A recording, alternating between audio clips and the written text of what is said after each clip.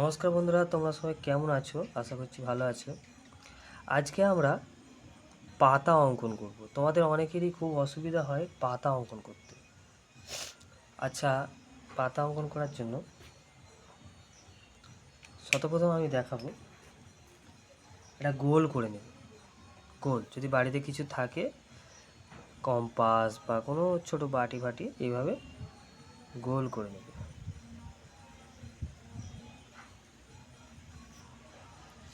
এভাবে গোল করার পরে গোলের মাঝখান থেকে যেরকম সেই গ্যালাক্সি হয়, এইভাবে একটা দাঁড়িয়ে টেনে দেবে।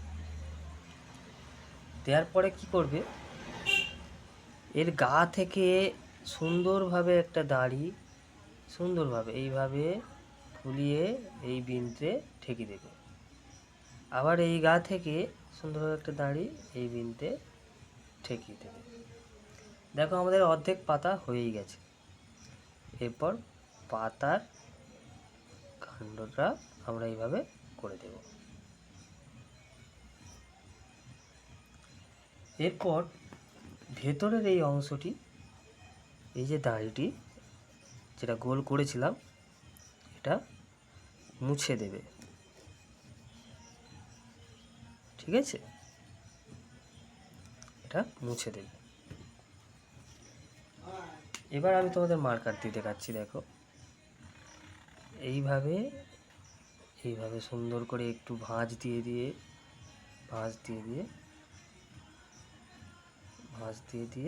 এইভাবে ডগায় জুড়ে দেবে।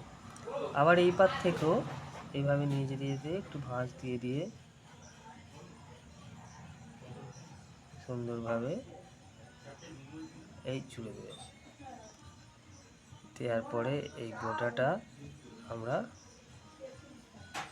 এইভাবে করে নেব।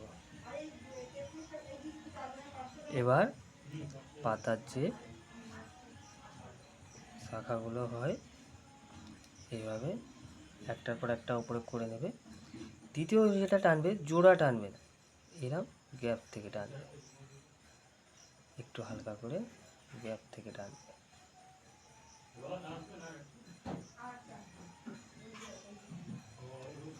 এইভাবে সেম তোমরা এখানে করতে পারো।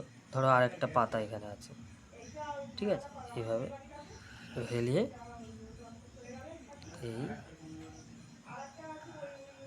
এইভাবে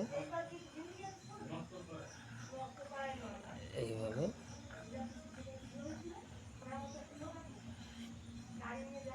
হয়ে গেল। ধীরে ধীরে এইভাবে